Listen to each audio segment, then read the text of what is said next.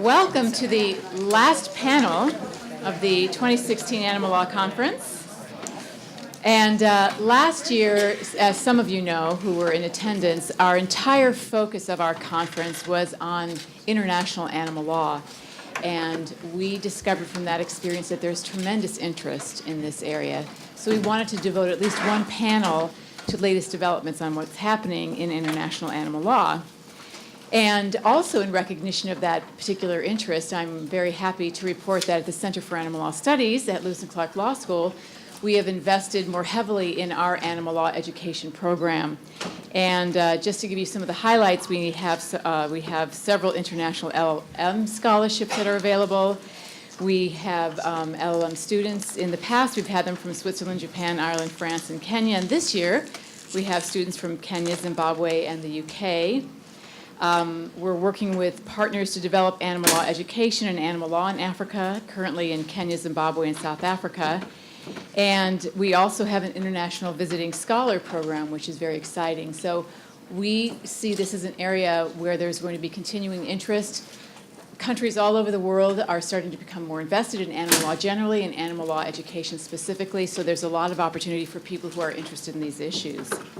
And we're also very committed to working on the international level to provide support and resources to attorneys and others who are working around the world on behalf of animals. So it does really extend beyond animal law education. And of course, today I'm very pleased to introduce two wonderful advocates and attorneys who have devoted their careers and their lives to animal law and environmental law and other wonderful causes. And I will introduce them both right now in the order in which they will first speak. And then afterwards, we will reserve some time for Q&A at the end. So Dr. Charlotte Blattner is currently our International Visiting Research Scholar at CALS for 2016. And in addition to being an experienced attorney, she traveled back to Switzerland a few weeks ago to defend her dissertation. And I'm happy to report that she passed with high honors to get her PhD, so we now call her Dr. Blattner.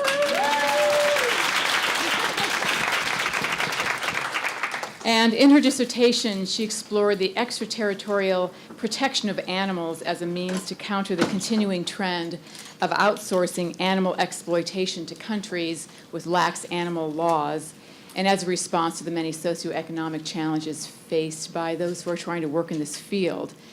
Dr. Blattner's presentation today will focus on animal law across borders as it intersects with trade and international law. As I mentioned, she is an experienced attorney who is deeply committed to animal law, and of course it's been absolutely wonderful having her in Portland and associated with our program. David Cassuto is a professor of law at Pace University Law School, so thank you, David, for allowing us to be here, where he teaches in the fields of animal law, environmental law, and property. He also serves on the board of ALDF, and is also the class of 1946 Distinguished Visiting Professor of Environmental Law at Williams College. This does not mean that he graduated in 1946, but that the class of 1946. Yeah. He's also a visiting professor of law at the Federal University of Bahia, Brazil. And in addition to several books and many articles on topics ranging from water as cultural signifier to climate change and factory farms, Professor Cassuto is also the founder and principal contributor to the Animal blog. And if you haven't checked that out, I highly recommend it. It's wonderful. It's a blog on animal law, ethics, and policy. And he just returned from South Africa, where he was in attendance, participating in the CITES General Convention there. And his presentation will focus on CITES, from both teaching strategies to the ethical versus practical issues related to reducing illegal wildlife trade. So please welcome both of our wonderful speakers.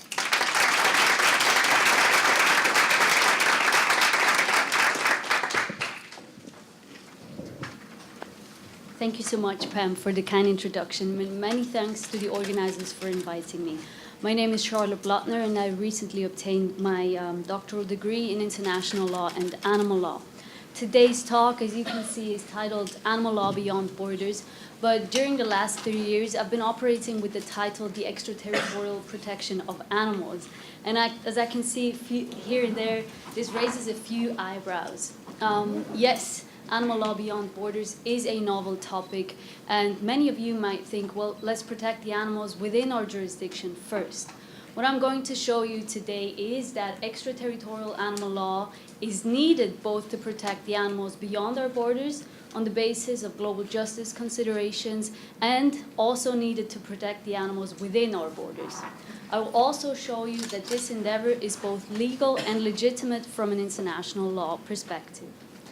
So, in the absence of international law, animals are subject to states' authority to prescribe law. Now, theoretically, states' jurisdictions are neatly separable from one another, such that each sovereign exercises jurisdiction over animal protection matters within its territory while recognizing the same rights of others. However, in the last decades, these animal issues have become increasingly internationalized. So, the volume of trade in animals and animal products has been vastly expanding. We have doubled the human population since the 1960s, but the consumption in animal products, dairy, milk, and meat has increased fourfold. We have also an unprecedented amount of foreign direct investment in agricultural industries abroad. The Economist predicts that we will see a third wave of industry outsourcing in the agricultural sector after an outsourcing of manufacture in the 1980s and information in the 1990s. And finally, we have production chains that are now being dispersed over the territories of many states. So take just one species of an animal like chickens. They're being raised in one state, bred in another, and yet killed in another. And because we have different consumer preferences, it also happens that parts of their body are say their legs, wings, or breasts are being sent to the US or Western Europe, while other parts of their bodies are being sent to East Asia. Now, unfortunately, this global economic entanglement has not been met by a concomitant legal response. Our legislators still think that we can respond to these territorial forces, to these extraterritorial forces by territorial means, and they greatly fail at this. So the US, for instance, introduced a ban on horse slaughter inspections by the Appropriations Act in 2006, and it experienced an increase in horse exports to Mexico by 312%. This is just one example to show you that legislators have become incapable of keeping animal protection standards. But in addition to that, it happens that this global economic entanglement entails that states even deregulate or they decide not to introduce better protection for animals. In 2016, the German Bundestag decided on whether it wants to introduce a male chick shredding ban. And it would have had the perfect legislative landscape to do that because Article 1 of the German Animal Welfare Act states you cannot kill an animal without a good reason. Now it decided not to do so explicitly for the reason because it feared hen production would move abroad. And it said, well, this makes it impossible for us to protect the male chicks within our jurisdiction, not realizing that by not introducing the ban, they have become incapable anyway. And these issues recur in Austria, where Parliament even discusses whether it wants to implement the EU pig directive. It happens in Switzerland too, where Parliament wants to introduce a research ban on great apes, but it doesn't do so because it fears relocation. Now, at the same time, public sensitivities about these events are on the rise. The outsourcing of agricultural industries are immensely susceptible to citizens' moral convictions, also those of laboratory units. Polls such as the Eurobarometer 2016 shows that 97% of the citizens believe that the regulators should do more to raise awareness for animal welfare internationally. 82% of citizens want farm animals to receive better treatment than they have right now. And as Jessica and Eli showed us yesterday, the numbers are the same in the US. 80% want better protection for farm animals. In the realm of trade, the WTO has recently determined that states may have a legitimate interest in the well-being of animals abroad. Now, this blossoming of interest in various fields of law may easily expand to a matter of unexpected magnitude, including, for instance, the entire agricultural sector. Now, one way for states to respond to their citizens' demand and to regain their regulatory capacity is to make use of extraterritorial jurisdiction. This is right. When we enforce law, we are limited to territory, no question. But when we prescribe law, we are not limited to state territory. In other words, international law allows states to protect animals beyond their border under specific circumstances. This is what we call extraterritorial jurisdiction, and it is practiced in a number of fields of law today. It is common in criminal law, competition law, tax, securities, export controls, banking, human rights, and environmental law. Now, before we map out the options of how we can make use of extraterritorial jurisdiction, I want you to understand a structure of a jurisdictional norm, because it has a huge implication on what is a legitimate and legal form of extraterritorial jurisdiction and what is not. So, a jurisdictional norm makes use of an anchor point that legitimizes attaching content to it. For instance, a person's nationality is a very strong anchor to attach a state's regulatory content to it. For instance, the US Criminal Code extends territorial jurisdiction to any place outside the US where an offense is done by or against a national. And the regulatory content is basically the purpose of the norm.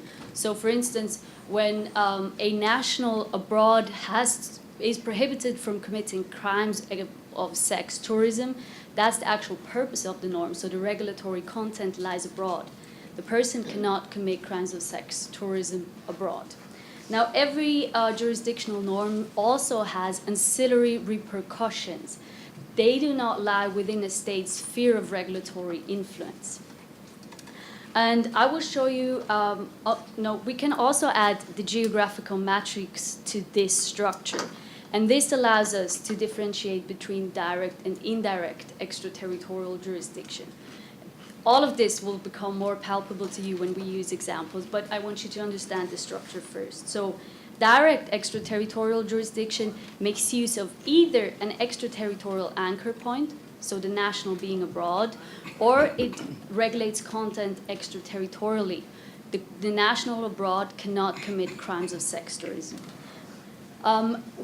Indirect extraterritorial jurisdiction only has extraterritorial ancillary repercussions. Now, one way for states to impact indirectly on the well-being of animals abroad is to make use of trade rules. Labels, tariffs, taxes, and import restrictions do not have an extraterritorial anchor point or regulatory content. For instance, the EU the import ban on seals and seal products aims to safeguard public sensitivities about seals and not seals themselves. So this is territorial content regulation. The only extraterritorial facet about this norm is that foreign producers face the choice of either offering their products on another market, or B, abiding by the trade preferences of that state. Now, a more effective way for states to protect animals beyond their borders is to do so directly. And to do so, they have to put forward a positive jurisdictional basis. So this might be the subjective and objective territoriality principle, the active personality principle, the protective principle, or the effects principles. All these principles are done under customary international law. So the subjective and objective territoriality principles allow states to extend their jurisdiction for continuing cross-border offenses, such as animal theft or improper transport. The European Court of Justice has in 2015 determined that a transporter of cows from Germany, which is part of the EU single market, to Uzbekistan, so outside the EU, has to abide by EU laws on proper feed, water, resting periods, and journey times. The subjective and objective territoriality principles also allow states to observe their cross-border duties of care. So imagine there is a Canadian parent corporation, and it runs a subsidiary in Brazil that produces eggs, or hen production facilities, say. And those hens are being tortured prior to slaughter. Now, Canada can claim jurisdiction over the case on the basis that the parent omitted its supervisory duty of care. Another jurisdictional principle, and I think that is the most viable option for us animal lawyers in the future, is the active personality principle. And it covers all actions of all nationals wherever they are. Those are natural persons, both in their private capacity and in their professional capacity. So if directors of Nestle USA, based in Glendale, California, decide to direct operations abroad to confine calves for veal production, then US laws could, if they would prohibit the confinement of calves, could basically extend their jurisdiction to these operations abroad. But they can certainly do that under the Nestle's commitment on farm animal welfare. If legal persons are perpetrators of animal law, they can also be covered. And I think that's a very valuable option for us because most of the animals used in the agricultural industry are owned by multinational enterprises. So animal laws can apply, national animal law can apply to animals abroad where a parent operates abroad. It also extends to branches that operate abroad because branches have the same nationality as parents. And subsidiaries are not usually covered by this nationality principles, but under certain exceptional circumstances that is possible. So, for instance, another maybe international example, the Israeli Code of Practice wants all its nationals to abide by the 3 R's. And say there is a cosmetic corporation in Israel that wants to outsource production to evade those requirements. And it outsources production to South Korea. Now, if it sets up a branch on South Korean territory, the branch is still an Israeli national, which is why the Code of Practice applies to this branch.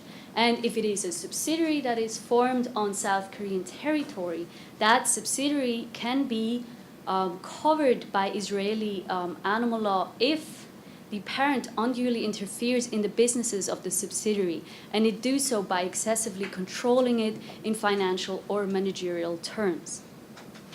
Another principle, and I think that is important to us where we enter conservationist considerations, but also impacts of CAFOs, is the protective principle. The protective principle safeguards states' security and territoriality, territorial integrity interests. And recently, so in the last 10 years, it has been expanded to also cover damages to the environment.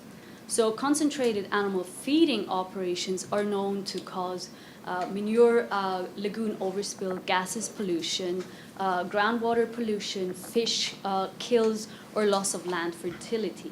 If these externalities manifest themselves on foreign territory, the state may order cessation of production. Outside these strict jurisdictional principles, it is also possible for state to impact on foreign animal welfare by extraterritoriality in a wider sense. Those are not the jurisdictional principles, but it's a wider category. So investment law, for instance, the International Finance Corporation's performance standards or good practice note on animal welfare may require prospective investees to abide by certain animal protection standards when they operate abroad. And this development is complemented by the Farm Animal Investment Risk and Return Initiative.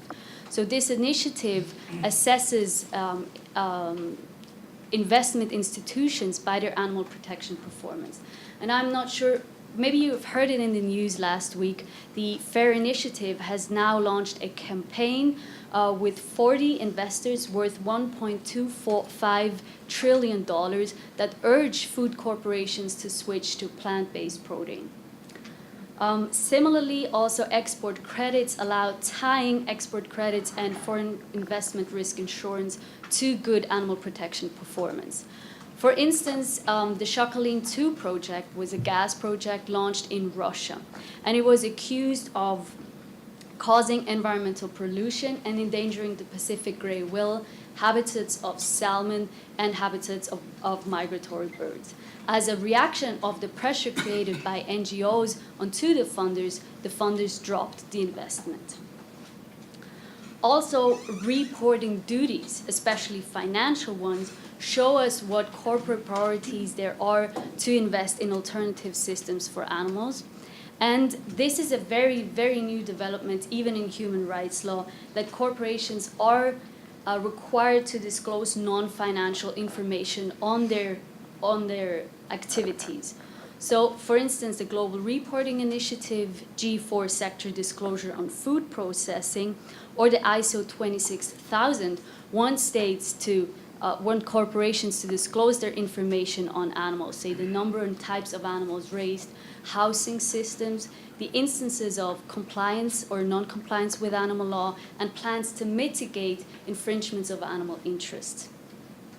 On a purely voluntary level, the business benchmark on farm animal welfare also helps business along the way because it assesses them by their reporting practice, and they issue annually such a report. So, for instance, in 2012, Nestle International was rated second lowest for its practices on animal welfare and its reporting practice. And as a result of that, it included the 3 R's and the 5 freedoms in its general code, and it also adapted the code on animal welfare. This is very important because Nestle's code also extends to its suppliers. Those are 7,300 suppliers. So it, for instance, prohibits dehorning of cows, no castration of pigs without anesthetics, and no battery cages.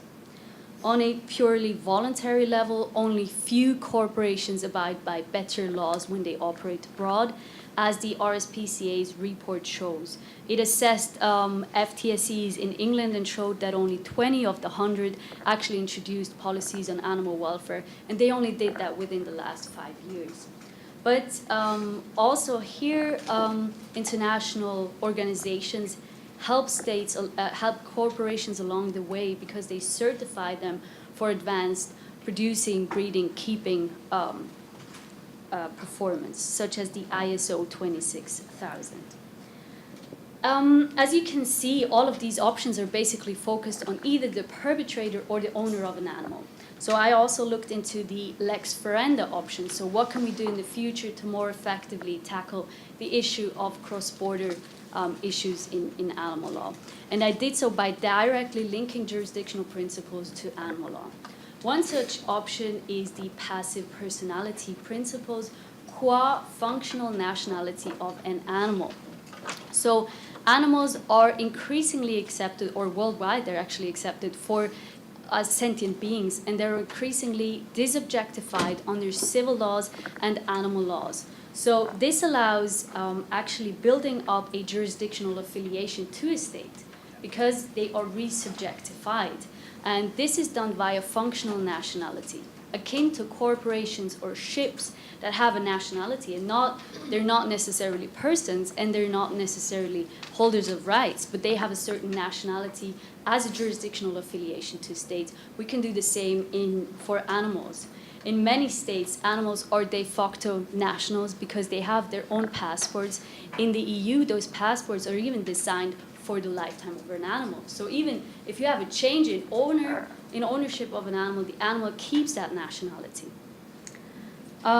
So whenever animals are being moved abroad, the state can retain its jurisdictional authority over that animal. Let's take again the example of the horse exports from the US. If those horses had US functional nationality, the US would be able to prohibit horse slaughter of these animals being moved abroad. Another viable option, and this will also become apparent when we speak about ivory trade, is the effects principles, and it covers territorial effects manifested on a state's own territory in terms of reputational damages. This is usually done in labor law, anti-corruption, and sex tourism. So I'll keep that for a minute. When millions of sheep are being exported from New Zealand to foreign countries and they're being sledgehammered or otherwise subjected to cruelty, New Zealand can experience substantial direct and reasonably foreseeable reputational losses, and this allows it to regulate the well-being of those sheep abroad.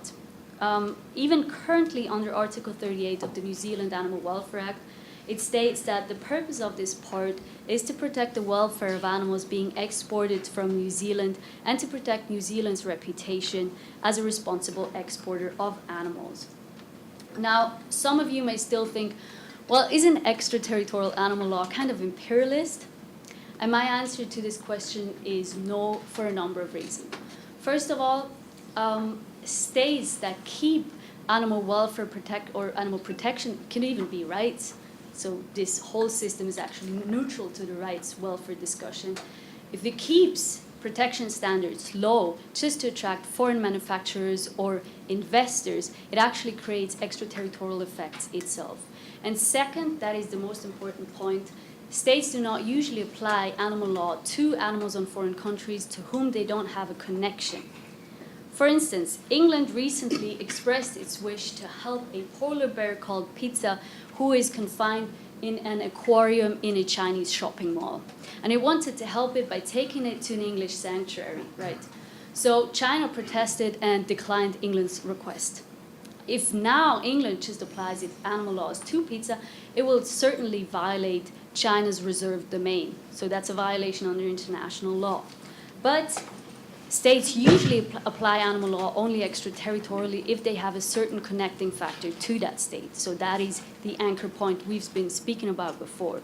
So for instance, if some part of the mall, of the Chinese mall is owned by English nationals, if caretakers are English nationals, if it is a parent operates abroad, a branch that operates abroad, under circumstances a subsidiary, if England suffers reputational effects, or if Pizza originally originated from England and has functional animal nationality.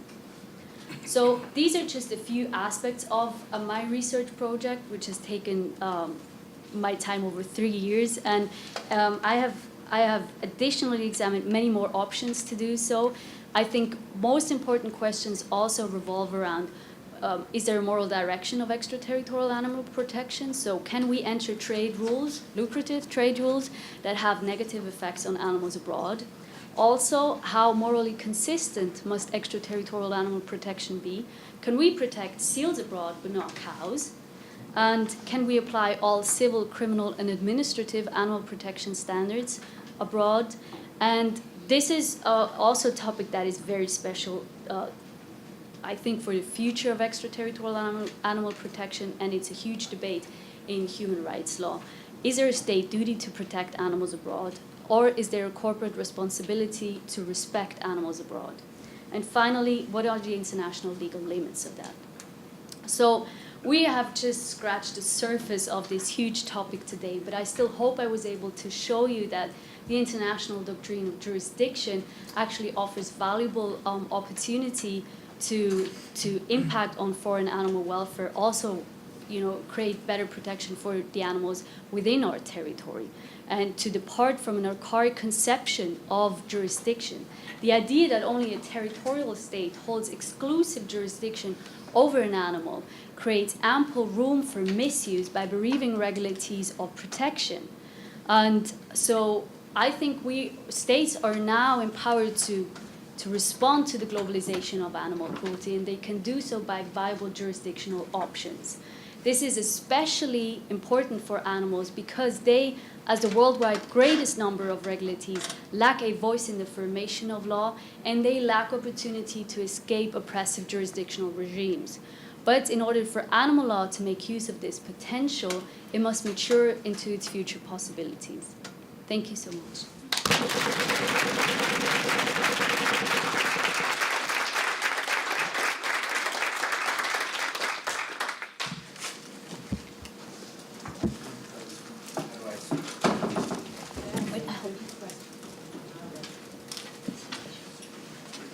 So, I hope I can be at least half as interesting. So thanks for being here at the end of another great conference. I've had the privilege of participating and being at a number of these animal law conferences over the years, and they get better every year, and that's a hard bar to clear. So thanks so much to the Center for Animal Law Studies and to ALDF for doing this. It's really great. So I'm here to tell you about CITES, the Convention on International Trade in Endangered Species, from the perspective of somebody who straddles the fence himself with respect to animal law and environmental law. And CITES is a great example of where that fence can get kind of hard to sit on. And I just want to talk a little bit about how that works. First of all, I'd like to explain the title, which I think, left of the kill, is a phrase that I stole from Azzedine Downs, who is the executive director of the International Fund for Animal Welfare. And IFA is a big presence at CITES. And Azzedine Downs, as well as having one of the coolest names in the history of ever, I think he coined this term. The idea is left of the kill is the goal of the animal protection movement. If you have a timeline, you want to get to the animal before it's killed.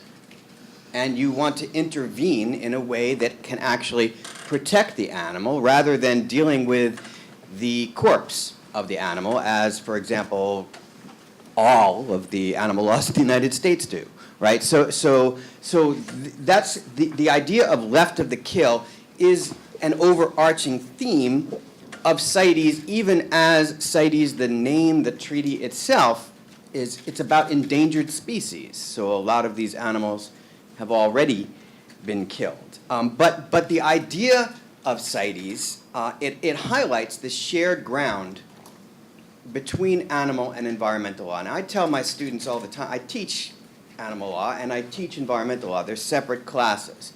But I tell my students in animal law all the time that all law is animal law, because it's a lens through which to see the law and a lens through which to see the world. And I say the same thing to my environmental law students. All law is environmental law for the same reason. So the question is, given that all law is both these things, I have to tell you, I teach property law, I say the same thing to them. But because it works, the two disciplines do diverge in important ways. And if we had to just, thumbnail summary, probably a lot of you do this too, animal law is about individual animals. It takes the individual animal seriously. The individual being itself is worthy of legal consideration. Whereas environmental law is more concerned with species and ecosystems. Now, that's a broad brush with which to paint these two disciplines, but I think it's a useful metric through which to approach the sort of an examination of where they work together and where they diverge. And I think CITES is a particularly good place to begin that examination. So let's just, this slide is less happy, say, than that one, because giraffes are, they're alive, and these animals are not. But that's what we're dealing with, because CITES is itself an exercise in pragmatism. It's about, it's a treaty. International law is only as valid as the signatory nations want it to be. And when they wish to ignore it, they can. Now, there are sanctions, there are pressures that can be brought to bear, there are ways through which to enforce international law. I'm not one of these people who says that international law is non-existent. I'm simply saying that it has less, there's less enforcement capacity that's built into international law, because a nation can simply decline to enforce or decline to participate or withdraw from the treaty entirely, and then you lose all leverage that you once had.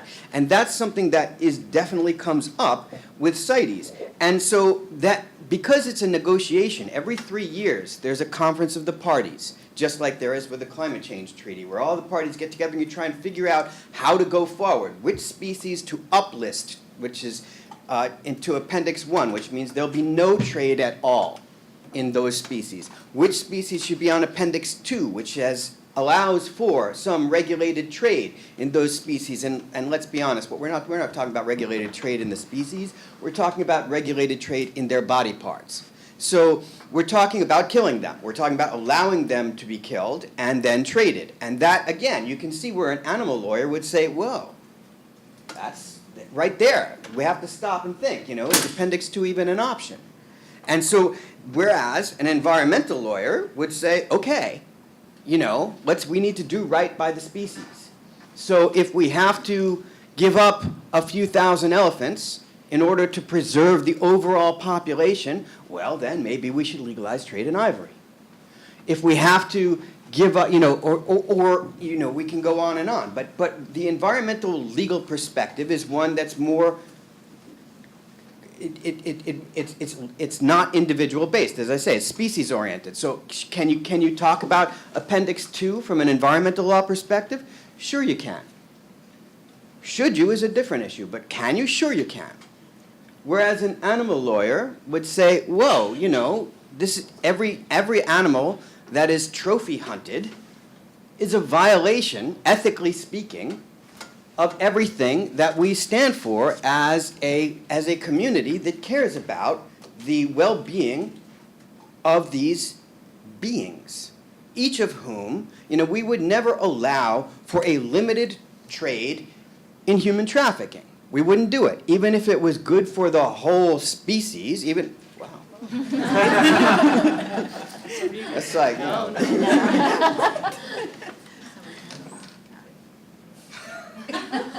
Well, this is fun. Okay, so environmental law, as I'm saying, is you do right by the species, and it's a global ecosystemic outlook. And animal law is, an animal lawyer would say it is not okay to trade in death. And there's no right answer to this for all kinds of reasons, because again, animal lawyers and environmental lawyers, of whom there are many who are both, including me, would say, that's right to both things. You want to protect ecosystems, you want to protect populations, but you also want to acknowledge the individual liberty right of each being about whom we're discussing. So it's hard. And trophy hunting is probably the best case in point for this. Trophy hunting is widely acknowledged by the many parties at CITES, many of the signatory nations, as a conservation method. Now, in my opinion, that's counterfactual. But honestly, as I've learned at CITES, my opinion doesn't matter. And honestly, the facts are less important than widespread perception. And trophy hunters have an enormous amount of political power. And they are able to shape the discourse. And I just want to give you a quick example. Because while I was at one of the plenary sessions that I was attending, and by the way, I was attending as the observer representative of the Animal Legal Defense Fund. And so ALDF, as an observer, has the ability to comment, but not to vote. That's what observers do at CITES. And so the Zimbabwe, in discussing the ivory issue, the Zimbabwe representative talked about the language of the resolution before the body and objected to the term harvest of elephants, because he said that term was demeaning to trophy hunters. And so that brought me up short, because first of all, last time I checked, it was hunters who coined the term harvest as a euphemism for, slaughter, butchery, that kind of thing, right? But it was but all of a sudden, harvest became a term that was not appropriate. And so there I was, in the, again, we don't have a vote, so I turned to social media. Now, I am not a tweeter, but I do on occasion tweet, and so I tweeted. I said that Zimbabwe objects to the term harvest as demeaning to trophy hunting. I object to the term trophy hunting as demeaning to trophies. And they were not swayed. But anyway, what we're talking about is the reality that, Zimbabwe's position, many of the African nations, and again, we don't have time to discuss the incredibly intricate politics, which are fascinating, of these negotiations. But the reality is that there's an enormous demand amongst the signatory nations to allow trophy hunting in a number of different cases. They're called the Big Five. Many of the animals that you see when you go to Africa on safari. Why are they called the Big Five? Because those are the 5 most prized trophies for people who go to these places to hunt them. So the question is, if you are an animal lawyer or an environmental lawyer, what do you do if demand is inelastic? Which is to say, the demand for this animal will persist even if you ban the trade in legal trade. What do you do if you're an animal lawyer and you're faced with this stark reality? Do you negotiate? Even if it goes against everything you believe is correct, ethically speaking? How do you approach this? Should Appendix 2, which allows regulated trade, ever be an option if you are an animal lawyer? Now, it's a little easier if you're taking in an environmental law perspective. The answer is yes. Yes, Appendix 2 should be an option. But what if you are a dyed-in-the-wool, principled animal advocate / attorney negotiator? How do you deal with inelastic demand? Do you pretend that it doesn't exist, or do you argue, as some do, and there's certainly reason for this in many cases, including ivory, that demand is very, very seldom inelastic? But sometimes it is. Sometimes it is. Or even if it isn't, you have nations like Zimbabwe and others who will tell you that it is. So how do you deal with that? Even if the demand is inelastic, the fact that very powerfully influential countries are telling you that it is, it doesn't matter whether it is or it isn't. So that, that, as I say, is that becomes a case in point with ivory, which has a very complicated debate based not just on the fact that, elephants are a prized trophy, but also because of this disregard for the facts with respect to inelastic demand. The demand for ivory ballooned as a result of basically during the time when the signatories were attempting to come to some sort of understanding of how to ban ivory trade or regulate it. There was, they allowed for the legal trade in ivory for a few years over a 10-year period. Is that right, Chris? Is it a 10-year period? I think around. Yeah. So okay. So but there was a time. So basically, a lot of ivory was legally put on the market. The idea being that was a good idea because it would allow legal trade and discourage poaching. The absolute opposite happened. Demand ballooned, and poaching took off. But that doesn't matter because the nations, the nations who want to allow trade in elephants, they took that as nevertheless evidence of an inelastic demand situation. So actually facts are irrelevant here. Perception is everything. And the same thing, not the same thing, but a similar thing happened with respect to tuna in the previous conference of the parties. Tuna, the bluefin tuna, is prized as a food fish. It's also an incredibly majestic animal that has been hunted to the brink of extinction. It is, best case estimates have there are 2 separate populations, eastern and western populations of tuna. Both have been hunted down to somewhere between 15 and 20% of their original populations, could be less. And the tuna is an apex predator. It's very important from an ecosystemic perspective, and it's obviously, also important just as an entity itself, an animal worthy of legal consideration just because of who it is. It's also, in its way, a charismatic megafauna. It's prized as a trophy hunting fish. There are all kinds of interesting cultural considerations there. So you can also imagine, given that it is probably the most popular and prized sushi fish, that Japan would have some serious objections to its being uplisted to Appendix 1. And sure enough, Japan had serious objections to it being uplisted to Appendix 1. There were also other countries that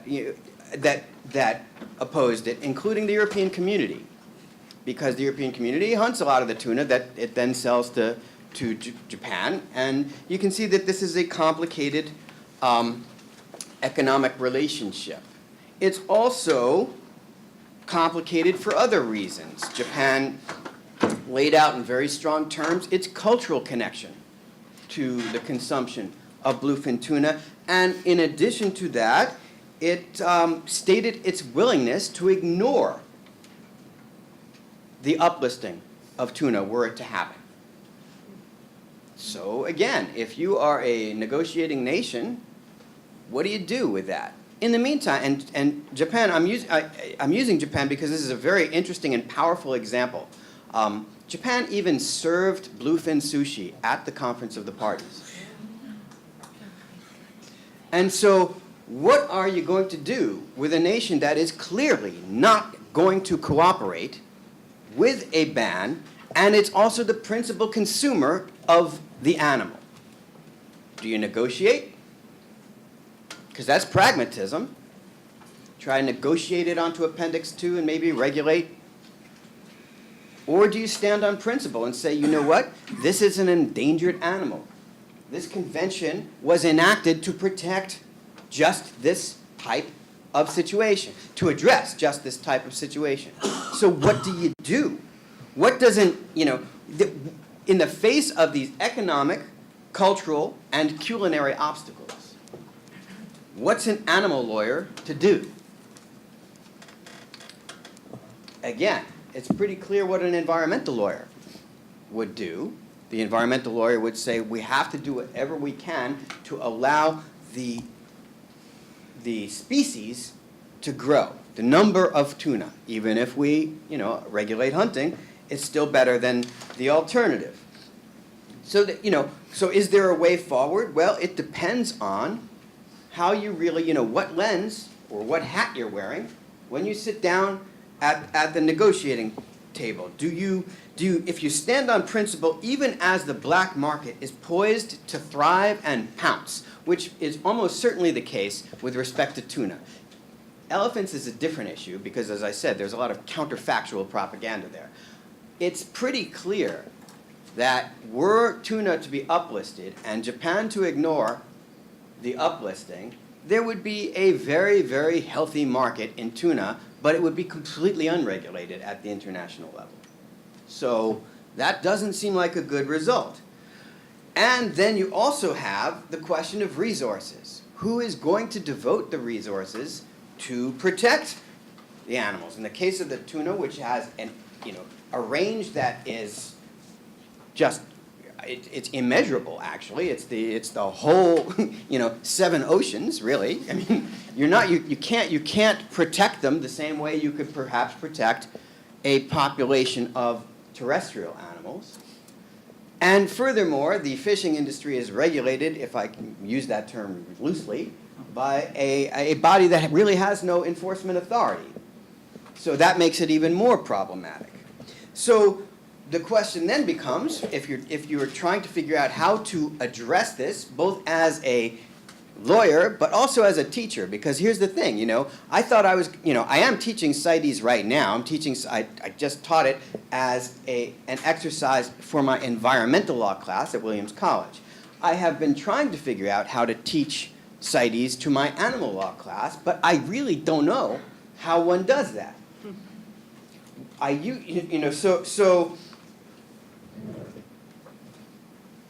So the question is, do species matter?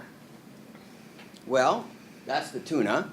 Clearly, there's all kinds of complicated issues. On the bottom, you see the pangolin, which is one of the few real success stories to come out of CITES this past meeting. The pangolin is it's a type of anteater.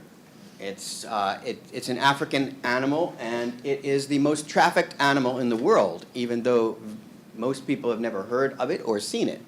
But it is prized for its scales in parts of Asia and perhaps other places as well. And it has been hunted to the brink of utter eradication. The pangolin, even though there were some real hiccups in the negotiations, did end up coming out of CITES with protection. Unlike the tuna at the previous conference of the parties, where it was squashed by realpolitik and the fact that other nations just simply weren't going to go along with it. So pragmatism versus idealism. I'm here, as I say, I teach animal law and environmental law, and I'm trying to figure out what to teach. Is it possible to do both? Is it possible to be a pragmatic idealist? CITES would seem to suggest no. How would, for example, somebody who embraces, and I'm sure there are people in this room who embrace the abolitionism as the path forward with animal law, the idea that there's, incrementalism is pernicious. How would an abolitionist talk about CITES? Would an abolitionist be completely opposed to CITES in principle? Or is there an abolitionist approach to working with CITES? I think these are really interesting questions. I would just offer as a case study my Williams College environmental law class, which we did a negotiating exercise via Skype from Johannesburg. Chris Green was a participant there, and the students were representing various countries, the United States, Japan, and the European community with respect to the tuna. They were using a real life proposal, and they did not, because they're college students, know that they could have really absorbed their country's negotiating position from the previous conference of the parties. They started out basically as a blank slate, and they all came to the negotiations with various positions. The United States opposed it, as it did in real life. The United States supported the ban, as it did in real life. Japan opposed it, as it did in real life. And the European community wanted it on Appendix 2. And so, this is the way the students divided up. And by the end of the exercise, which took place over the course of a week, they were negotiating with each other, got pretty hard-nosed from what I'm told. They all agreed to put it on Appendix 2 and regulate it. Regulate trade in tuna. So, is that a good result? Would it be a different result if this were an animal law class? Is there a better result if it is an animal law class?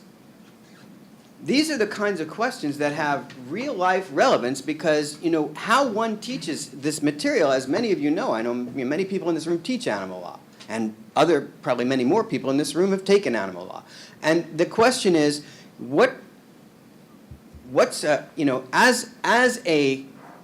as the person communicating this material, you have to choose how to present it. And I'm not saying you're trying to shape opinion, but you're trying to present the material in a way that allows students to comprehend it through the view of that particular lens that you're presenting it. And the question is, if I had done this exercise in an animal law class, and they had come to this conclusion, would I be doing a good job? And I'll leave you with that. Thanks.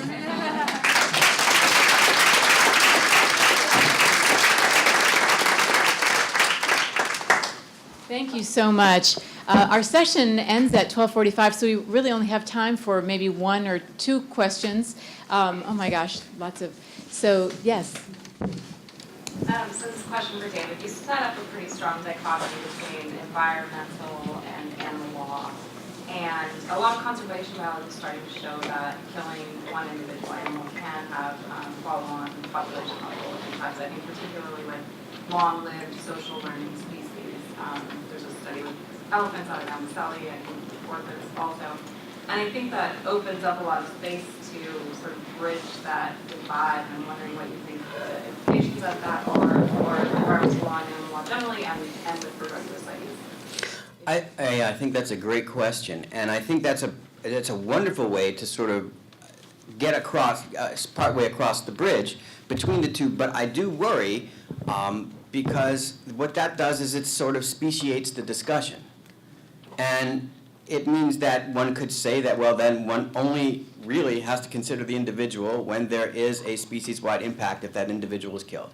And I would be very wary. Even as I completely embrace it as a tool, I would always embrace it as a tool in a particular negotiation. I don't know what its long-term implications are for the merger of the two disciplines. I saw, yes. This is a question for Professor Blattner. You briefly discussed the European seals regime and WTO's decision. And I understand the decision with regard to the moral concerns. But ultimately, and please correct me if I'm wrong, but I think that the appellate body decided that the overall regime violated Article 20 of the GATT. And this is not the first case that's happened. I mean, the tuna dolphin case is another prime example of the WTO hindering the efforts of a sovereign state to protect a certain species. So my question is, what kind of country do when it creates an act to protect a certain species and then another outside international body contravenes that effort? Just to clarify, I'm not a professor, but I'm a doctorate.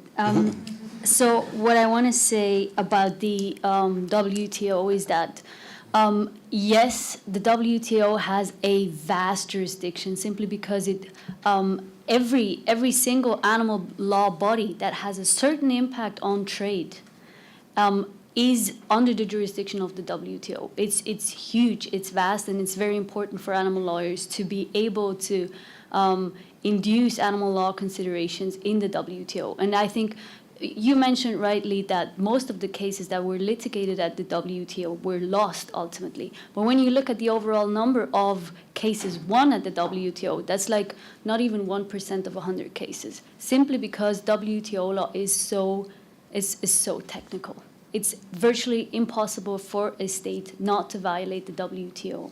And so what we look at is systemic changes in the case law of the WTO. So even the tuna dolphin and the seals case, they actually were lost on the account of the chapeau norm, which is like indiscriminatory treatment or arbitrary treatment. So the WTO, the EU had a seal ban, which also had exceptions for private trade. It also had an exception for indigenous communities and an exception for marine resource taking.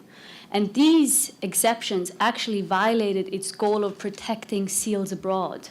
So because the exceptions were not stringent enough and were not conducive to the overall scheme that it had, it violated those the chapeau norm, right? So the message that the WTO sends was actually extremely positive. In the tuna dolphin case, it said that Article 20G would allow to protect animals beyond borders. That was not clear beforehand. The entire extraterritorial application of Article 20 is in dispute, not only from interpretation from a treaty law perspective, but also the interpretation from the doctrine of jurisdiction comes into play there, because both of them are being viewed as a coherent whole.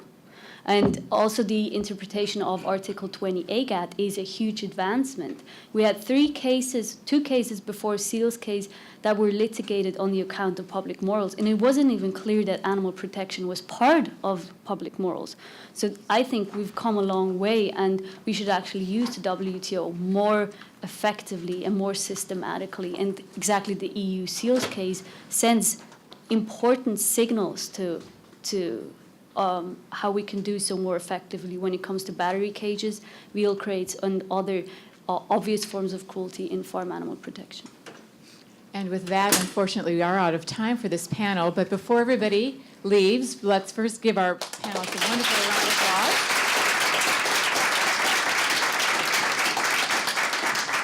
And I also just wanted to just say a couple of things in closing, since this is the last panel of this conference this year. So I do want to say on behalf of the Center for Animal Law Studies, the Animal Legal Defense Fund, and the Lewis and Clark Law School Student Animal Legal Defense Fund, thank you all for attending this year's conference. I also want to thank our gold sponsor, Donor Point Marketing, silver sponsor, the Moxie Foundation, our bronze sponsor, RKD Alpha Dog, and our in-kind sponsors, Beyond Meat, Happy Cow, and Janet Holmes. And of course, a really special thank you to all of our wonderful speakers and moderators and to the many volunteers who help make this event a success each year. So thank you, thank you, thank you. Next year, as I mentioned on Friday evening, we're back in beautiful Portland, Oregon, and it's going to be our 25th year anniversary. So you need to be there because it's going to be a really, really great event. We have a lot of surprises already in store for you. And I hope that you leave this weekend feeling inspired and better educated. I hope you've been able to meet each other, and I hope you all go out there and continue to do the good work that you're doing. And one of the things that I think is so important about this type of an event this weekend is that sometimes when we're out there doing the work, it feels like we're alone and we're kind of isolated. And I want you just to remember you're not alone. There's a lot of us out there. Our ranks are growing. And all of us are here to support each other, no matter what your particular area of passion in animal law is. Just know that you've got people who can help you, and don't ever forget that. So I hope that you enjoy the rest of the weekend. For those of you from outside New York, safe travels home, and we will see you next year. Thank you.